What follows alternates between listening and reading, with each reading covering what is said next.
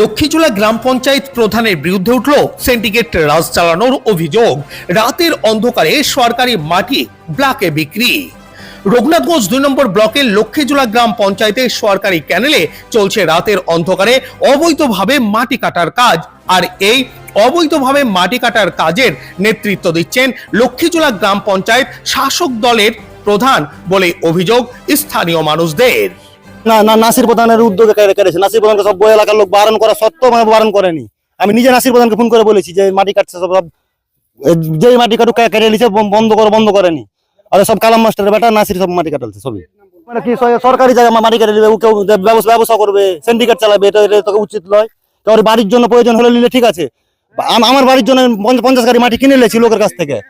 সরকারি মাটি কাটা ব্যবস্থা লক্ষ্মীজোলা গ্রাম পঞ্চায়েতের প্রধান নাসির শেখ আর ওই কালাম মাস্টারের বেটা শহীদ প্রধান সিন্ডিকেট চালাচ্ছে। সরকারি ক্যানেল থেকে মাটি কাটা অবিলম্বে বন্ধ করতে হবে। সরকার দুর্জনকারী ক্যানেলের মাটি কাটা অবিলম্বে বন্ধ করতে হবে। এই দাবিতে আমাদের আন্দোলন। তৃণমূলের মাফিয়া রাজ অবিলম্বে বন্ধ করতে হবে।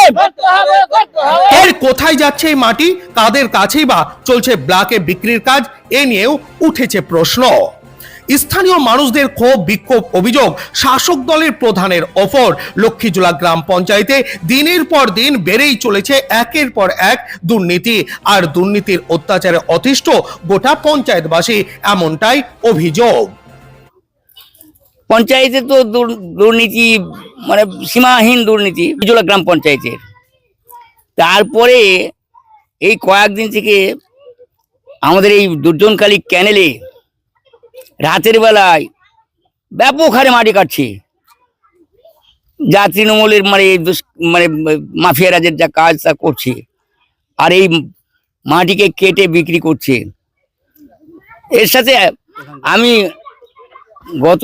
গতকালকে আমি সাগরদিঘি থেকে এসে আমার কাছে কয়েকজনের অভিযোগ যে এভাবে ক্যানেলের মাটি কেটে শেষ করে দিল, আপনারা কিছু বলছেন না।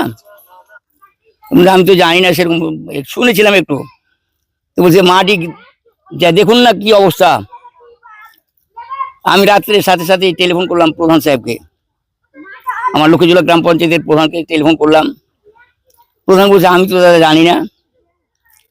আমি বললাম যে তুমি গ্রাম পঞ্চায়েতের প্রধান, আর এত বড় কাজ চলছে, কর্মযজ্ঞ চলছে, তুমি জানো না? শেষে স্বীকার করলো যে গঙ্গাপ্রসাদ থেকে মাটি কাটছে। হ্যাঁ, গঙ্গাপ্রসাদ। তো আমি বললাম যে গঙ্গাপ্রসাদ মাটি কাটছে সরকারি, আর তুমি প্রধান, এর জন্য তুমি কোনো স্টেপ নাও না? তুমি বিএলওকে বলতে পারো, বিডিওকে বলতে পারো। কিন্তু বলে যে আমি মঙ্গলবার একবার অফিসে যাব, বলবো।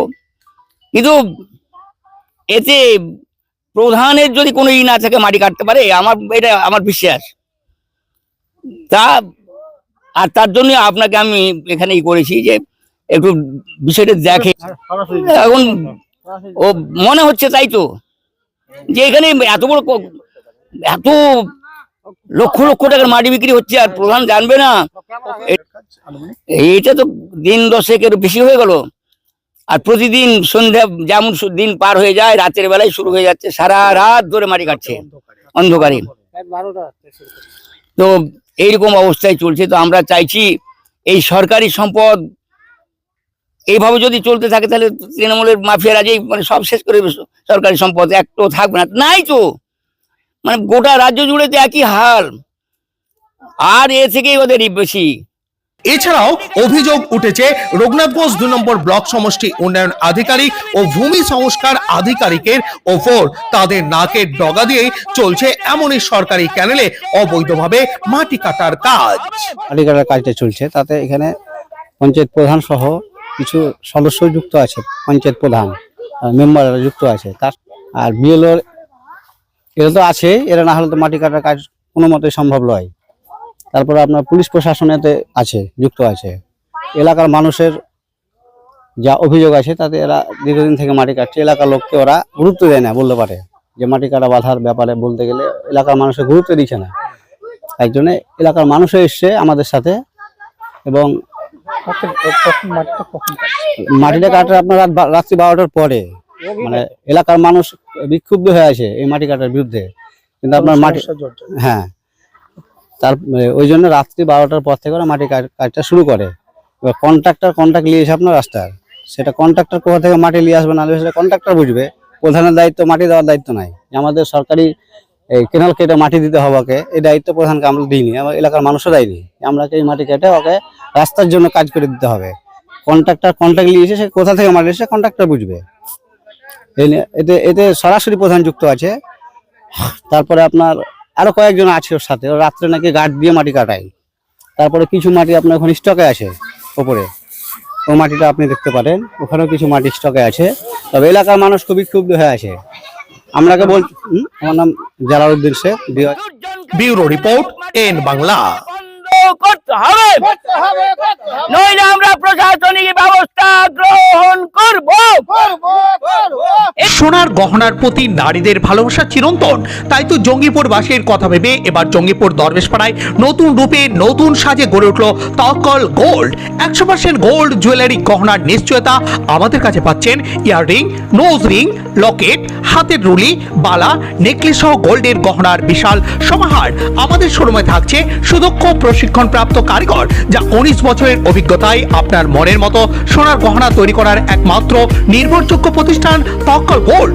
তাই আর দেরি নয়, আজই চলে আসুন আপনার গৃহিণীকে এবং আপনার পরিবারের কন্যা সন্তান ও পছন্দের মানুষকে নিয়ে সোনার গহনা দিয়ে সুসজ্জায় সজ্জিত করতে জঙ্গিপুর দরবেশপাড়া জায় মসজিদের নিকটস্থ তওয়াক্কল গোল্ডে। প্রয়োজনে যোগাযোগ করুন স্ক্রিনে দেওয়া আমাদের নাম্বারে।